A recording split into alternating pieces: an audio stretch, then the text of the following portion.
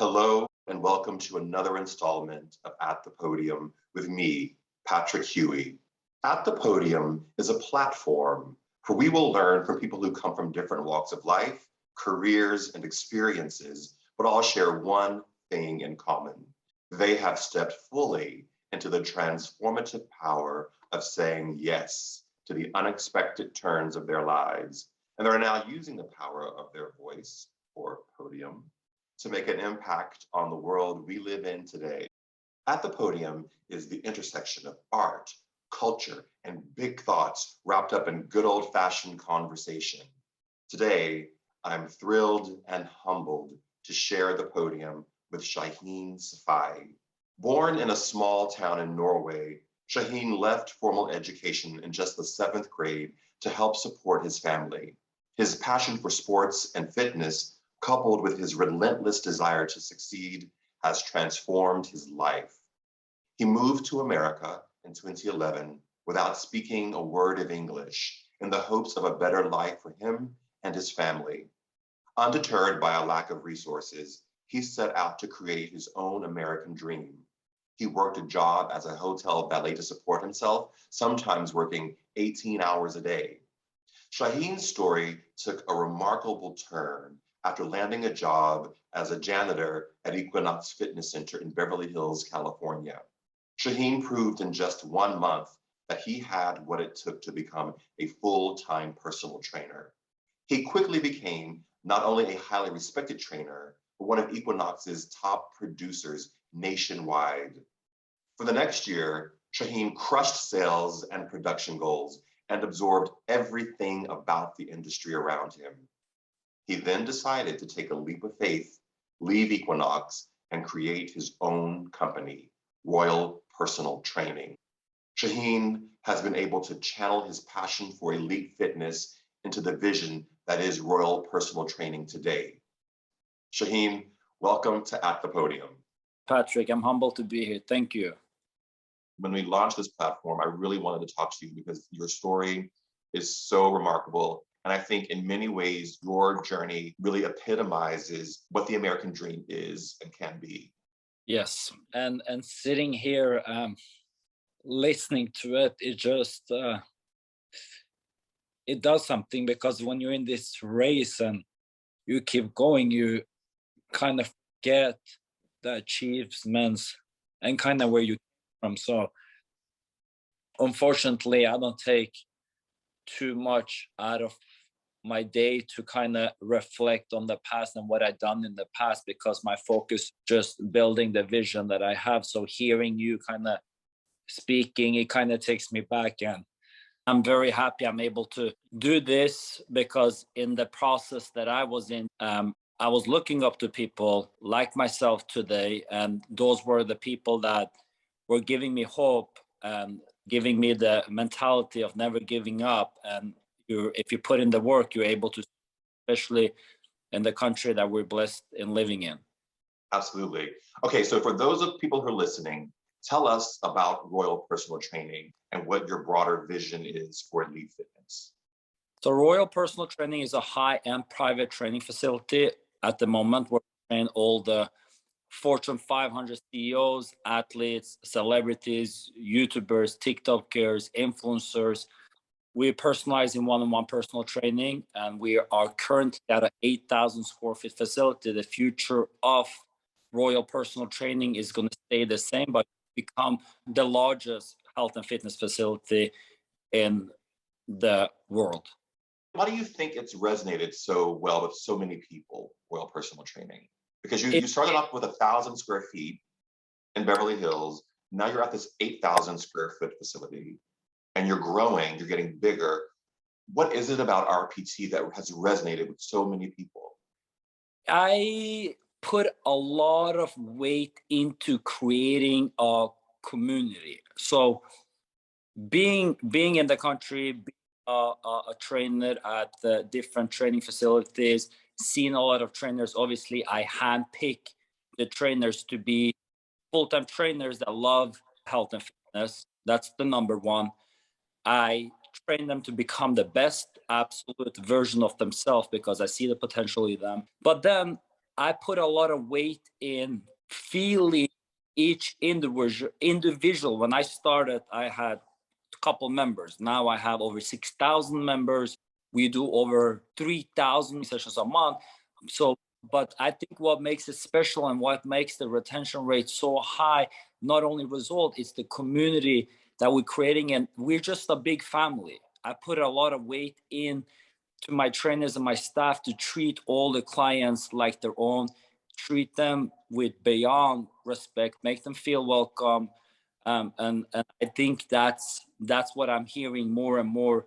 It's creating a community that they feel very, very grateful and very happy and excited to be a part of every single day. So it's so much more than coming in and getting a personal training session.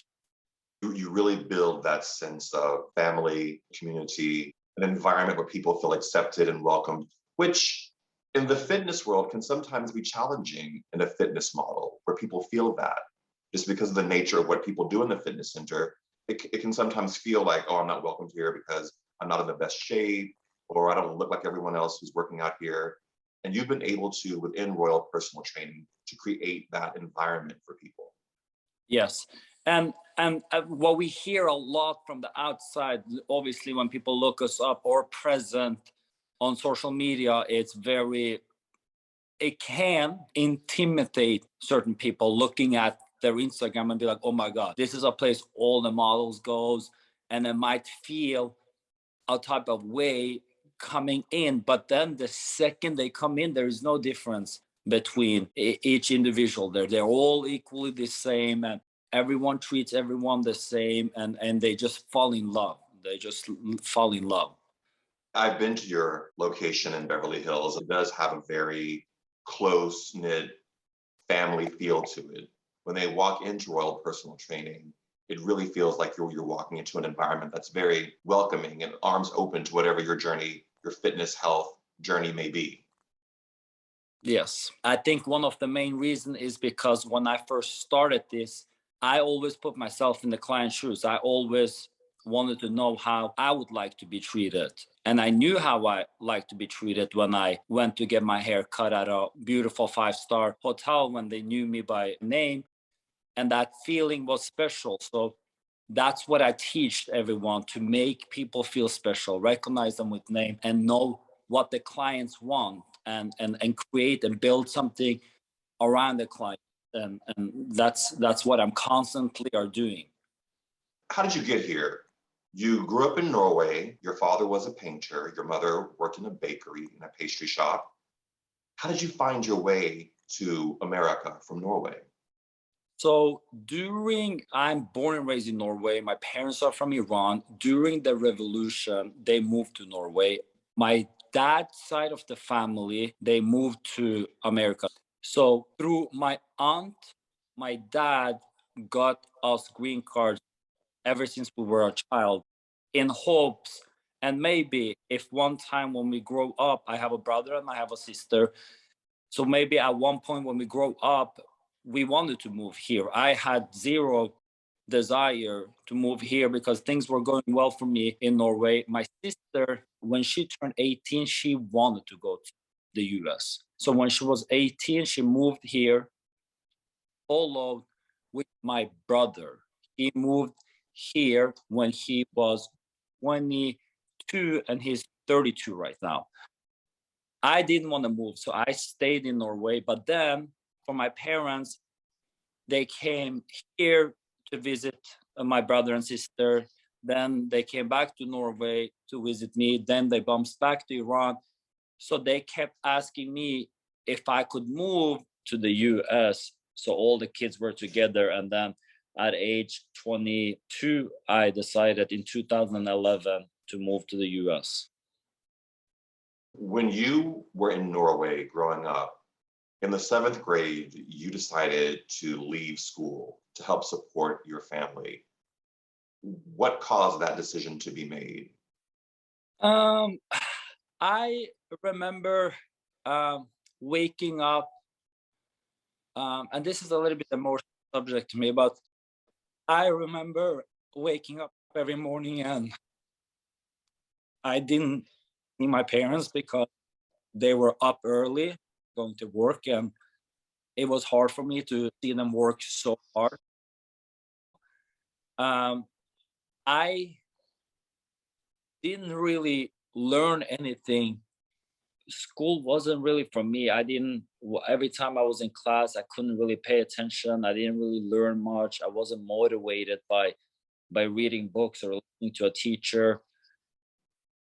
So I was so young, but I took on a newspaper job where I was delivering newspapers on doors to doors. I received some money from that, gave it to my parents, and they were so proud. So I decided to drop out, to just work, to make money and help my family. Do you feel like you missed anything by not completing high school and junior high school? Everyone was, you're crazy, you can't leave school, you need school.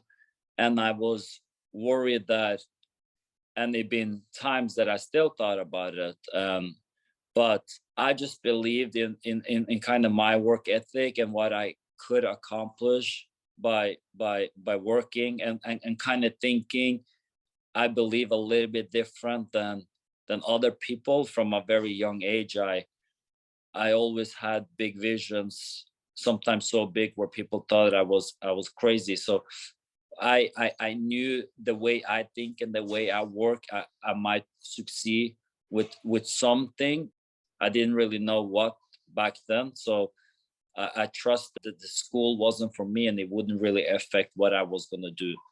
I always saw myself being very successful, but to be honest, I didn't really know back then what I had to do in order to be that successful, but I always wanted to be successful. So when you came to America, you joined your family in America, you arrived here and you didn't speak a word of English. What did that feel like? I got introduced to a whole new world. I didn't really know what I was getting myself into. It was everything I watched on the TVs back in Norway. I came in the heart of Beverly Hills. It was tough because I personally didn't want to move. I made the move because I wanted to be closer to my siblings, because of my parents, and obviously the opportunities was a lot more here, I had heard, versus where I was. So kind of moving here, not knowing anyone, not knowing the language, from what I had established back in Norway was super, super tough. So where do you begin? I could sit and listen between people and kind of get an idea of what they're speaking about, but it was, I didn't know where to start. Not gonna lie, for a second, I regret dropping out of school because I knew by continuing at school, I wouldn't be in this position, because my sister did and she spoke perfectly fine. So I'm like, oh, should I have been at school and I would have been in a better position right now? But that thought lasted a few days, and then I was back on my feet and I figured it out. How did you do that? I mean, English is not an easy language to speak. How did you navigate that? So I remember I moved. My sister lived at the Crescent in Beverly Hills. So I was staying with her. I asked her to look up the closest gym because I want to go to the gym. That's what I want to do right away. And it was a 24-hour fitness on Pico and Beverly. So it was 1.2 miles away. I start walking to that gym. And by walking to that gym, I walked by a hotel called the Mr. C Hotel. Walked by that hotel and I got into the gym. And then the second I will walk past the hotel and I was at the gym, I remember thinking I should probably on my way back go there and get a job there and start there, because the only way for me to be able to learn and speak English is interacting with people. That's the only way. I'm not going to go to school here. So when I left gym, I walked into the hotel, and I remember the manager there, his name was Brandon, that I need a job. And he said, "Do you know how to drive stick shift?" Of course. And the next day at 8 o'clock, I put my shirt on, I came, and he gave me a week trial as a valet there. And I loved cars, and I was a great driver, so I did very well. And he hired me. I started there. I started interacting with the employees, with clients, and I kind of were able to see how things are working in Beverly Hills, and that's how we started. You just landed in a country where you didn't speak English fluently, and you get a job at a hotel where you force yourself to interact with people, to learn the language. What did that experience teach you?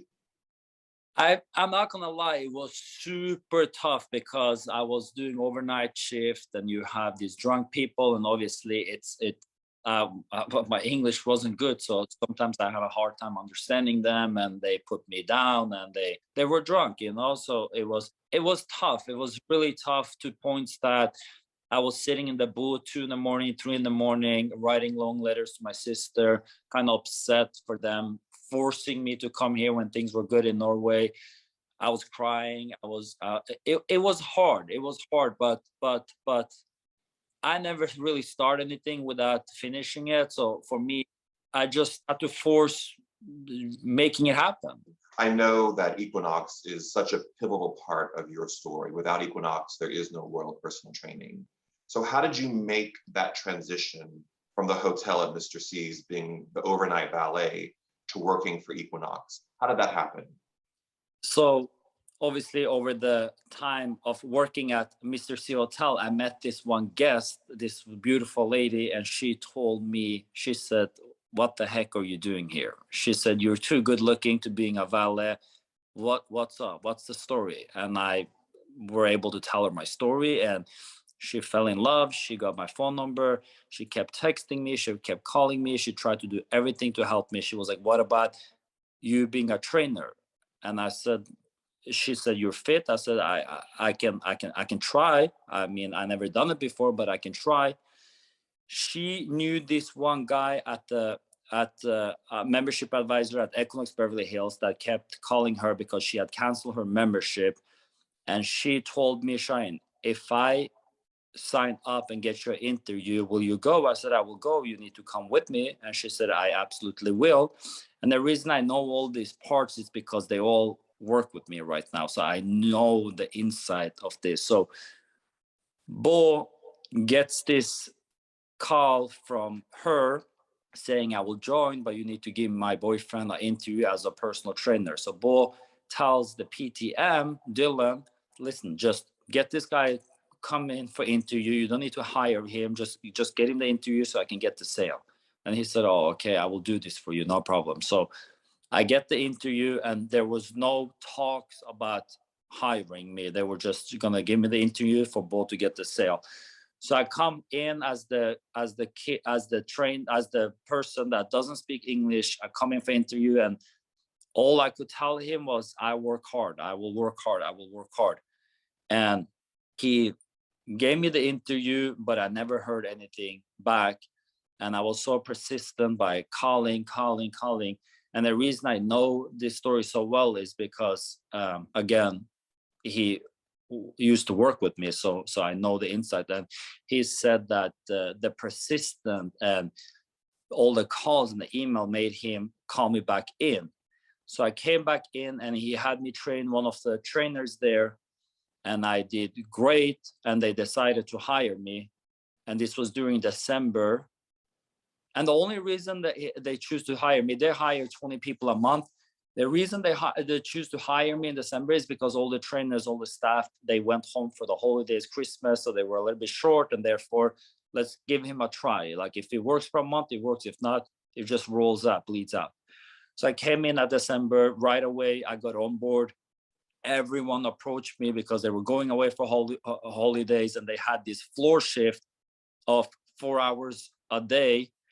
where they put on a blue shirt and then they pick up the weights, the towels, and they all asked me if I want to take this floor shift. And I was making $10 an hour, and now I was making 16. And I'm like, yeah, of course I will do it. So I took on all the floor shifts from 5 a.m. to 10 p.m. And I thought that was my job. So I started doing that. And then during my shift, I see these other trainers like wearing this black shirt and they're training people. So I remember I went up to the PTM, the personal training manager, Dylan, and I said, how come I can't wear this black shirt? How come I can't train these people? And he was like, you can, you have to be full time. You have to do 42 sessions every 2 weeks. You have to do 95 sessions a month. And that way you can wear a black shirt and train people. And I'm like, well, how do I do that? Because these guys, they were doing consultations and they were able to sell them through a consultation, but I couldn't speak English. So for me, consultation were off the table. So I find my own way of doing it. I every day showed up 5, 6 a.m. I was standing downstairs by the locker room because I knew if I approach these people when they're on the floor, they're in their zone and they're not gonna like that, because I tried it and they did not like that. And when they were on the treadmill warming up, they already had a plan and they didn't want to be bothered. So I'm like, I got to go down to the locker rooms. And the second they come out, I got to grab them and say, let's train. I'm going to give you a free training session. And that's what I did, probably 10 to 12 a day. And out of that, one start paying, one became a client. So after 2 months, by February 2012, I was full-time. So when everyone came back from the holiday, all of a sudden I was in black shirt, doing 110 sessions. By March, I was doing 145, 150 sessions. I was the top trainer in the club, and everyone was just shocked, because this was the trainer that didn't speak a word English. This was the trainer everyone made a fun of. And I was the top trainer in the club. And now on our monthly meeting, I was speaking, and the PTM and the GM was talking about how this guy that barely speak a word English, our top trainer, not in a bad way, but you guys are been here for years, some of them 10 years, 20 years, you have X amount of certifications. And this guy just has his basic certification that we helped him get. He'd been here for 3 months and he's the top trainer in the club and he doesn't even speak English. Like, how is that even possible? And then within 6 months, I was one of the top trainers in the nation. And I had built up such a large clientele. And again, a lot of people, I had some people that were overweight and they were intimidated by training around so many people at the gym. And we had these group studios at Equinox where they teach group classes. And when they weren't teaching classes, these rooms were empty. And some of my clients asked me, can we go to a more quieter place? So I asked my PTM, I said, listen, is there any way to utilize these group classes if there is no groups going on? And he just looked at me weird. I'm like, why would you do that? But yes, you can. So I started bringing my clients to these group rooms and was training them privately. And I saw a whole different side out of these clients. They felt like 100 pounds going off their shoulders. They were completely different people, so happy, and start doing so much more. And that's where I realized that they're intimidated. They're not able to be themselves in a crowded gym. Like the Equinox pre-COVID Beverly Hills was just a scenic environment where a group of people came.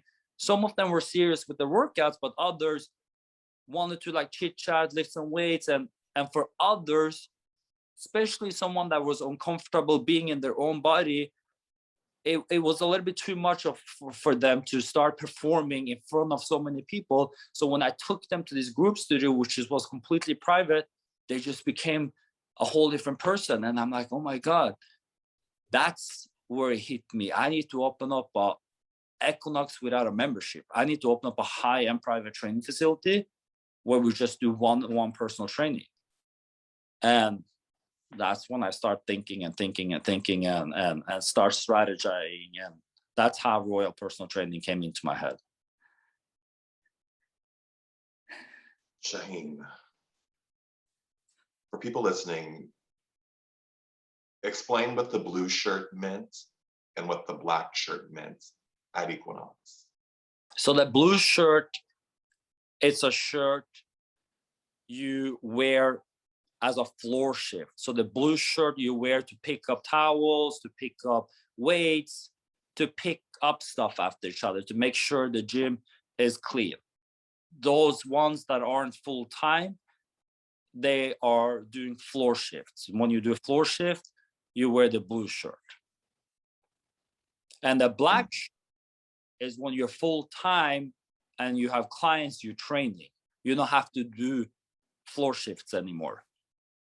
But I didn't know better. I thought the blue shirt and that was the job. I thought picking up weights and being at the gym, that was the job. And until I saw someone in the black shirt training and I asked, and that's how I went to the black shirt.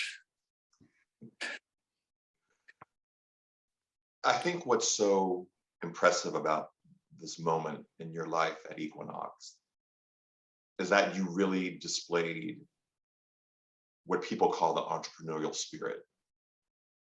And I think that is, where did that come from within you? It seems to have been a part of everything that you've done in your life, have this ability to really grasp, this is what I want to do. This is what I need to do. So much so that you moved to a country where you don't speak the language. Where does that come from within you? So I always had a work ethic in me, and I always been very competitive. So anytime I compete, I mean, I played soccer on a high level. I always performed best. I was doing cross-country skiing. I always did the best. I was doing cycling. I always did the best. And my work ethic, people work 10 hours a day. I worked 16 hours, 2 days a day. So my work ethic always been there, and it was there ever since I saw the work my parents was putting in as a kid. But I never owned a business before. I never had the opportunity to even thinking about owning a business, because in Norway, it's very, very, very hard. In America, you're able to, you have a decent credit, you're able to open up a business. You know, it doesn't really take too much to open up a business. But in Norway, unfortunately, you can't. So that I never thought about opening up a business in Norway, but the mentality always been there. So when I came here and I saw how fast I scaled from being a valet to becoming a trainer, and persistent gives you way in, and then become the top trainer, then one of the top trainers in the nation, and how big of a deal that was, I knew this is the country that if I really work the way I work, I will be able to make it done. So how did Royal Personal Training begin? You see that when you take your clients to a private studio, they don't have the pressure of eyes watching them, their lives transform. How did you translate that in your mind to saying, okay, I'm gonna go find my own space. I'm gonna leave behind the success I'm having at Equinox and go and open my own space? What was that transition? So I knew, so I started thinking right away when it hit me. I was still at Equinox, and I started thinking, and I kind of looked into the whole of what I can close and what I can do better. I mean, Equinox is closer to $1 billion brand, if not, there are $1 billion brand. But obviously, I could not compete with them, and my goal was not to compete with them. But now I start looking into other private training facilities, what they do and what I can do, and just I knew I had enough clients where if they support me, I'm able to open up a small place. But what was the future? What was the vision? And the vision was to create this high-end exclusive kind of soul house concept in health and fitness. And for me, the only way to do that was starting, because I didn't really have money to put behind a bunch of marketing or anything like that. I was the marketing itself.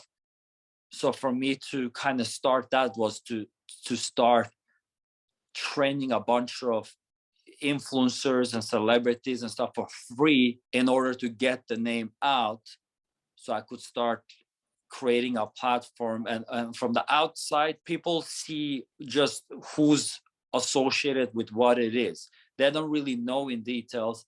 And I was able to figure out Beverly Hills and LA, how people's mentality kind of works. So I want to create like the coolest place to be. And that's how I kind of got started. And how long did it take before you knew that you had tapped into the right space, the right lane, vision for yourself? So I opened up Royal Personal Training in 2013. It was 800 square feet facility. It was me the most of the time. Then I brought my brother on board, and we were working. Usually, any businesses they're not making any money the first year, second year. The first year I made 60,000, but I was working a lot of hours. So obviously throughout the whole year, I'm like, is this worth it for me? Because I'm doing 30 sessions a month, and 80% of the perform sessions goes to paying the rent. My calculations were a little bit off, so it was hard, but I always saw the vision. I brought my brother on board in 2014. We made 120,000. But then in 2015, when we got a call from Abel's, which is The Weeknd, he's a big singer. We got a call from his team about a client that wanted to come in and train. And I didn't know who Abel was. I didn't know what the call was. I just thought it was a consultation. So I'm like, yeah, just come on in. And I remember 8 p.m. on a Tuesday, the door knocks on the facility, and there's these three big guys standing outside of the door. I'm like, oh my God. And I told my brother Shahin, I'm like, who are these guys, because they looked so scary. And he was like, I don't know, don't you have a consult? And I'm like, I do, but I don't think this is the right people. So I open up a door, they introduce themselves. We have a client that are possibly interested in coming in training. And then brought them in, and we did a consultation, and they ended up buying sessions. And I still didn't know who the client was or what it was. And the next day, Abel comes in, The Weeknd. He comes in with the same crew, one sitting by the door. Now, obviously, I know what securities are, managers are, and stuff like that, but I didn't back then. And we take him through a session. And I remember he had put his jacket in my office, and it was an XO jacket. And my brother took a picture of the jacket and sent it to my sister. And my sister was like, where do you see this jacket? And my brother was like, he's at the gym. And my sister is like, what? And they were like, yeah, Shahin is training this guy right now. And was like, do you know who this guy is? And they were like, no. He said like Abel. And he was like, listen to this song. And she plays his song. And I always listen to his song. And that's when I realized that I have created something special. I could not believe I was training him, but that's when it kind of hit me that, listen, we're on the right track. If this guy's at the gym training with us, we're at the right track. And that gave me full confidence of just going all out. No formal education. You have a license to personal train people. You went through that program. How did you navigate the complexities of opening a business?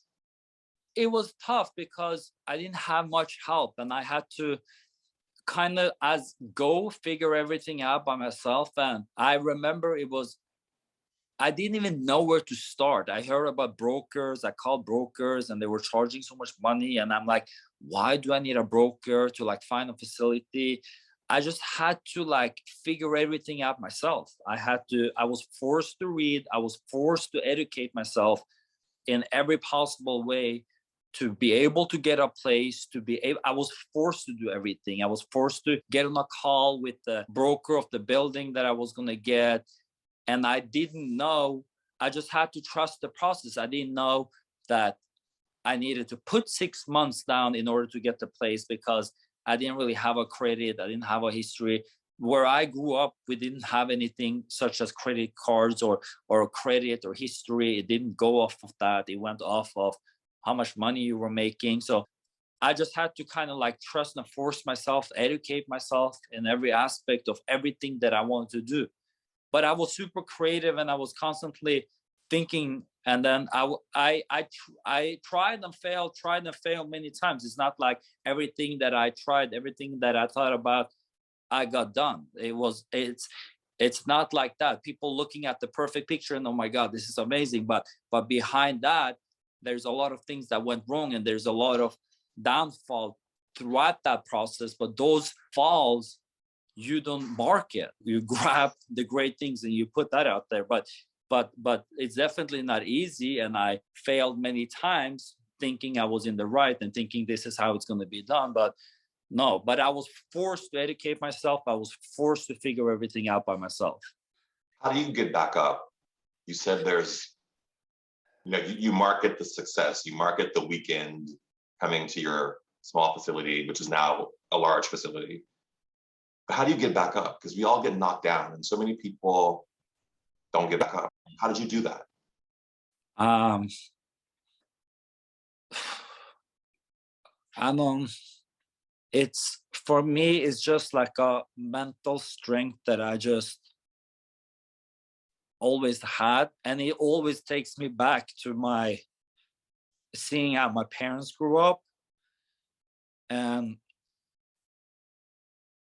I have so much weight on my shoulders, like back in 7th grade when I took on the role of providing. That role always been there, it just got bigger.